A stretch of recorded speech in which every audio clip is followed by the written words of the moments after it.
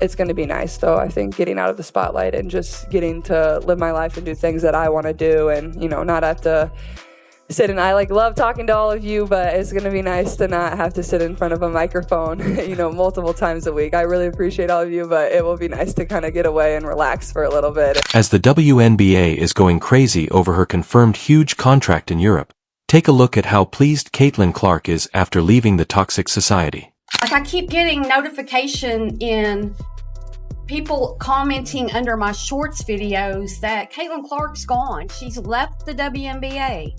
What is going on? I don't believe that. From the beginning, it was evident that the WNBA should focus entirely on building their future around Caitlin Clark. However, they have managed to make a huge mess of things, and now that Clark is leaving for Europe, they are in complete panic because they are going to lose the league's cash cow. There are already so many players heading overseas to play during the off-season.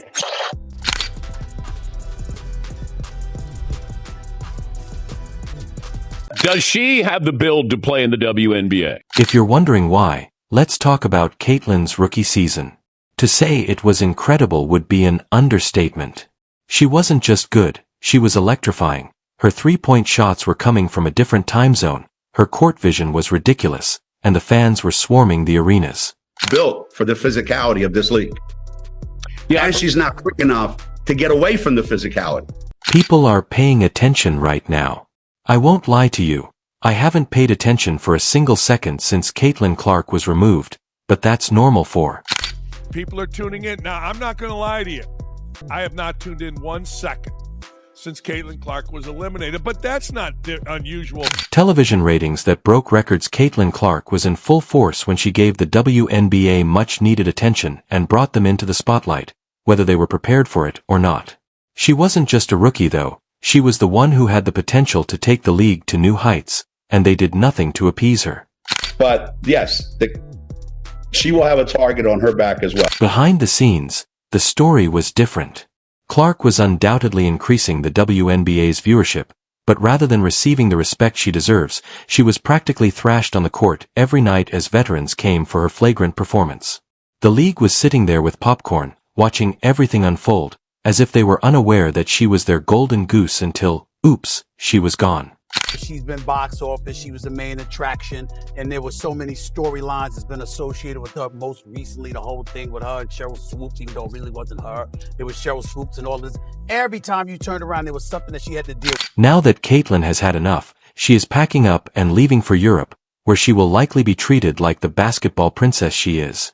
Meanwhile, the WNBA is panicking, wondering how in the world they can manage to keep fans engaged. Mark, an ESPN question, is having a tantrum while attempting to act as though they have any influence over the situation. Spoiler alert, they don't. Get called for some technical fouls. She struggled with physical defense she's faced at the professional level and voiced frustration with the league's officiating, recently telling reporters, quote, "I feel like I'm getting hammered and everybody is physical with me, and opponents get away with things that other people don't get away with." That's what Caitlin Clark said. Clark is done with the disrespect, the lack of protection, and the WNBA's belief that they could coast on her talent without actually helping her. Let's not forget what she endured while playing in the league. It wasn't your average rookie roughing up. Instead, it was next-level brutality. At times, it appeared as though players were fouling her like it was a contact sport, and the referees were completely incompetent. It was no wonder that she began criticizing them in interviews, stating that she felt like she was getting hammered out there and that she wasn't exaggerating like that. I keep getting notification in people commenting under my shorts videos that Caitlin Clark's gone. She's left the WNBA. What is going on? I don't believe that. The WNBA allowed other players' jealousy to run wild instead of intervening to defend their best player. Veterans weren't coaching Clark. Instead, they were making fun of her. It wasn't just about basketball anymore. It was personal, and the league just stood by and did nothing while now paying the price. The WNBA had every chance to make Caitlin Clark the face of women's basketball and build their entire brand around her, but instead they let her get beaten up on the court and ignored her value. Now that she's gone, they're in disarray as they try to figure out how to keep people watching without their biggest star. Caitlin Clark is done being their punching bag and is taking her talents to Europe, where, let's be honest, they'll probably throw her a red carpet. Your meal ticket is under constant attack. There's been dirty plays all season. ESPN is also in a frenzy since, guess what? All of the viewers they were counting on to increase their numbers vanished in an instant, leaving the league scratching their heads and wondering what went wrong. The simple fact is that they didn't respect Caitlin Clark, and now they're paying the price. Not only is Clark's decision to move to Europe a victory for her, but it serves as a wake-up call for the WNBA and ESPN, who took her for granted and now have nothing better to do than act outraged as the athlete who will shape their future leaves them in the dust. Those guys, they're the racists, when really, y'all are the racists. The people coming up with excuses to hate Caitlin Clark and the new fan base that she brought. When Caitlin Clark exploded into the WNBA scene, ESPN was living the dream. It was obvious that she wasn't just another rookie. Rather, she was a game changer from the moment she set foot on the court. ESPN went all out to promote Caitlin Clark as the next big thing in women's basketball because they saw dollar signs for future headlines and a swarm of new fans eager to board the Caitlin Clark bandwagon. And guess what? It worked. Clark's games are instant. She was their golden ticket, and they loved every minute of it as Blockbuster's viewership figures soared and ESPN rode that wave like it was the only show in town. The Michael Jordan of the WNBA was assaulted, has a black eye during the second half of the game because Dejanay Carrington stabbed her with her fingernails in the eye. I believe it's side 11. Could we just play? However, we must not overlook Chelsea Carter's little stunt, which is a classic because, after she poked Clark's eye, nearly blinding her for the duration of the playoff game, there was no ejection or actual punishment meted out. It seemed as though the WNBA's Casual Tuesday was the message that the season was open on Caitlin Clark and that no one was intervening to stop it.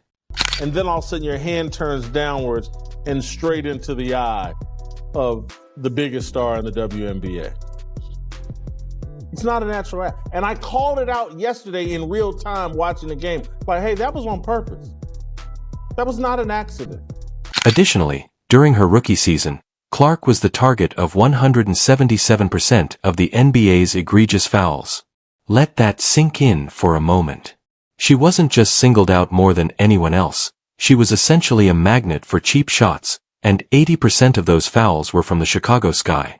There was also a stat that came out a few weeks ago that said Caitlin Clark received 17% of the WNBA's flagrant fouls this season, and 80% of those flagrant fouls were committed by the Chicago Sky against Caitlin Clark.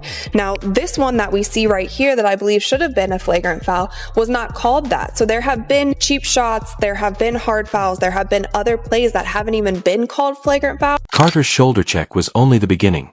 During a game where the score wasn't even close, players from Diamond to Shields went one step further and ran her over out of rage.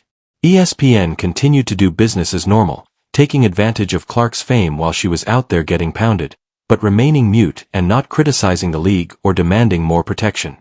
Let her cook. Y'all stop being petty.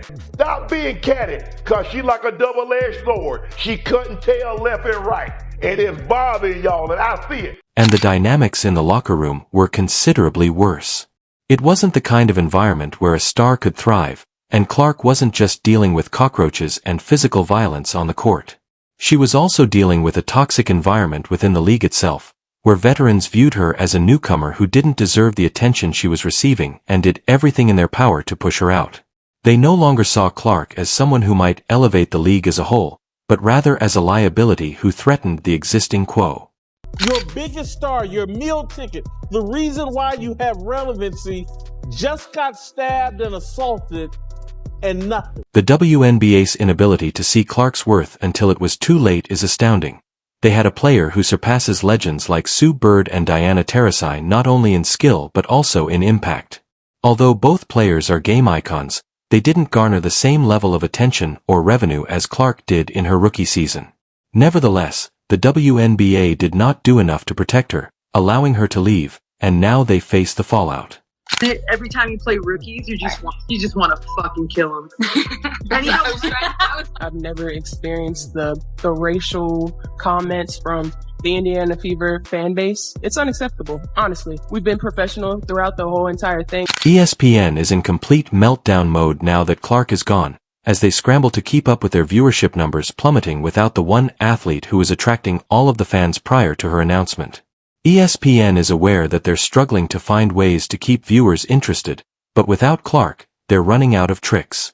WNBA games featuring Clark drew close to 2 million views, while the rest of the league barely made it with 400,000. Even worse, ESPN is aware that they could have done more.